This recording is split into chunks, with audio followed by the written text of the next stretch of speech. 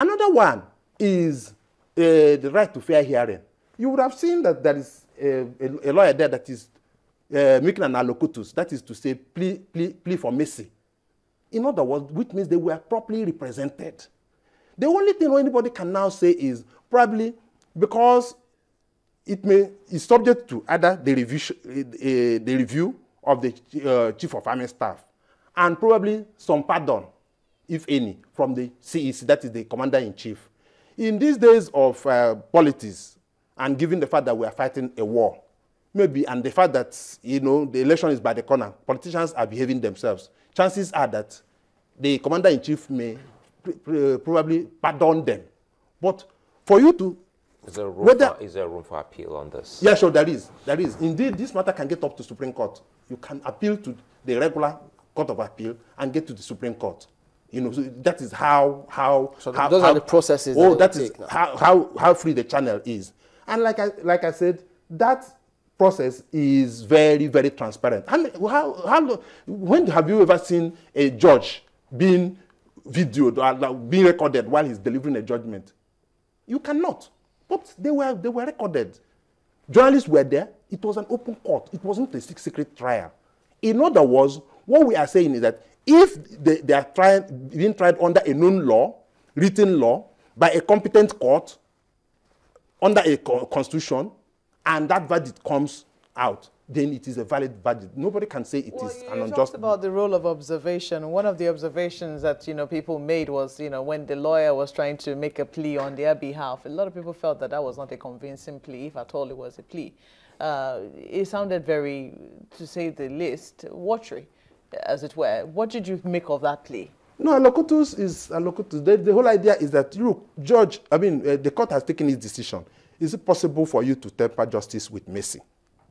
Then you can start pleading, oh, he's a first-time offender, he has 3 children, some of them are toddlers and all of that, and this is where morality comes into, you know, law. In other words, try as much as possible to see if you can be merciful to the convict, as it were. That's what allocutus is all about. And the mere fact that there was an allocutus in that place meant that somebody was standing for the soldiers that were on trial. But the question is, how convincing was it? Because some people will say that there are processes that are just meant to, you know, fulfill the process, to justify it. And there are other processes that, it's like saying that, for instance, Mr. Ekeh, if you had a case and you really wanted to, you know, you wanted a lawyer that could represent you, what are some of the attributes that you will look out for?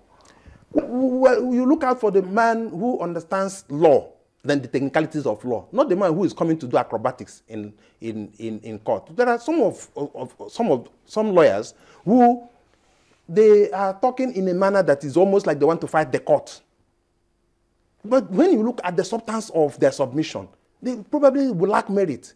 But there are some of them that are quiet. They continue to reel out the relevant provisions of the law and cite cases and all of that, such that you cannot but agree with them.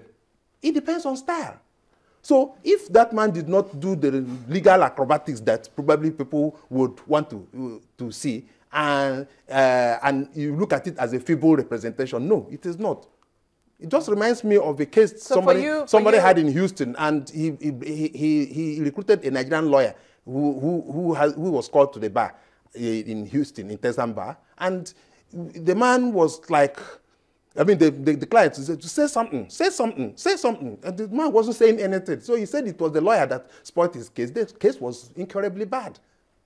It has nothing to do with how much you run around the court and try to fight, you know, your case out and all of that. But there are definitely certain attributes that you will look for when you're looking for a lawyer. Yes. Definitely. Tell me, I'm a lawyer. What attributes you have been here and you have been making a very strong case, and you know your argument has, you know, had strength, has also had merit. I want to believe. And a lot of people, I'm sure, would have been convinced listening to you. It's not by, you know, speaking quietly, but there must be an element of conviction even in what you're saying. Yes.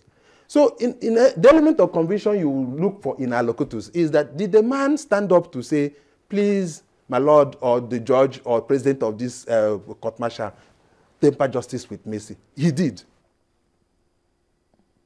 But whether that meant any meaning to them is another. It depends on the judge. There are certain tricks we play. I mean, if you are... It's not about whether... The question I'm trying to raise is not about whether or not he stood up to make that plea of mercy. It's about whether it raises question about the type of representation the soldiers themselves had.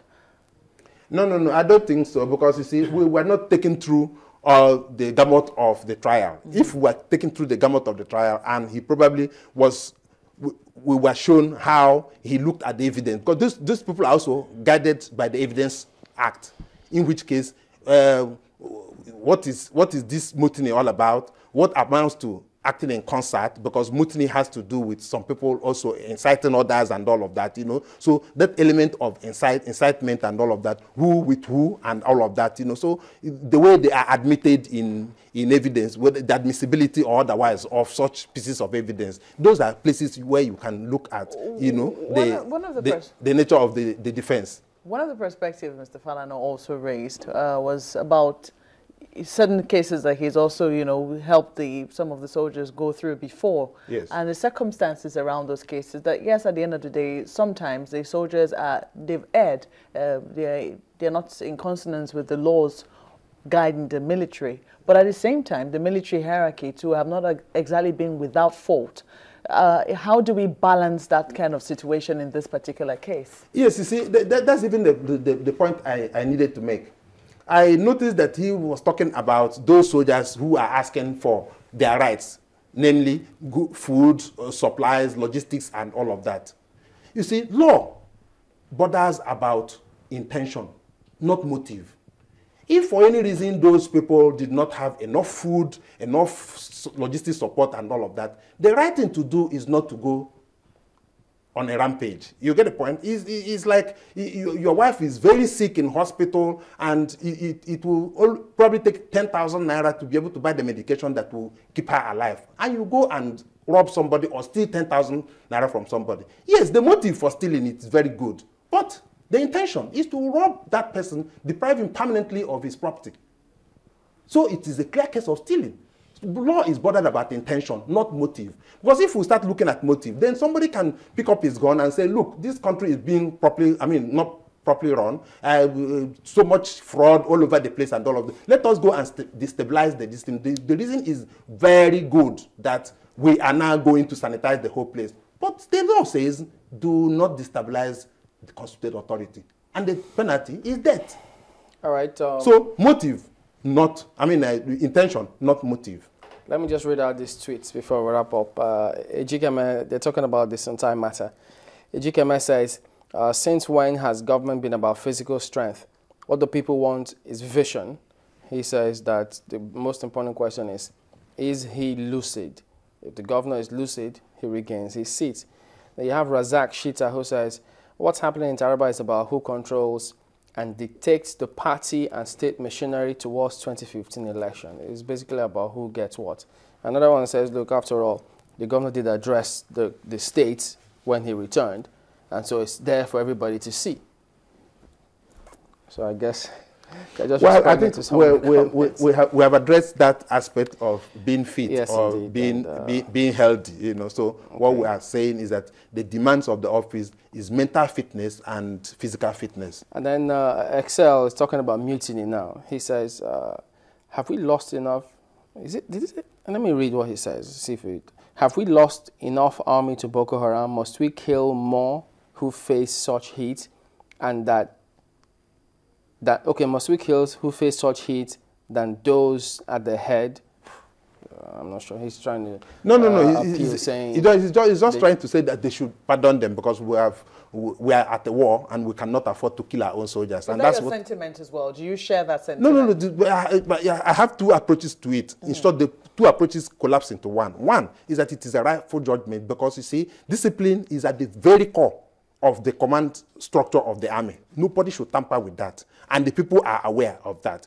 Having been so convicted, because of the circumstances where we are now, one, we are fighting a war, we are in a political or election period, as it were, they could be pardoned.